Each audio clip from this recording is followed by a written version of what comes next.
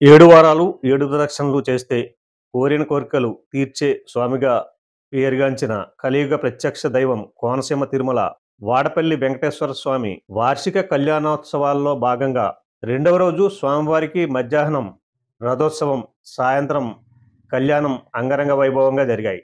వేలాది మంది భక్తుల గోవిందనామ స్మరణ మధ్య శాస్త్రోయుక్తంగా వాడపల్లి వెంకటేశ్వర స్వామి వారి కళ్యాణాన్ని వేద పండితులు జరిపించారు. కొత్తపేట ఎమ్మెల్యే బండారు సత్యానందరావు స్వామివారి దంపతులకు పట్టు వస్త్రాలను సమర్పించారు.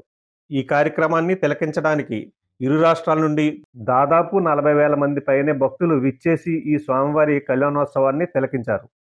వేలాది మంది భక్తుల గోవిందనామ స్మరణల మధ్య స్వామివారి కళ్యాణం అంగరంగ వైభవంగా జరిగింది. భక్తులకు ఎటువంటి అసౌకర్యం కలగకుండా ఆలయ అధికారులు, పోలీసులు ప్రత్యేక ఏర్పాట్లు చేశారు.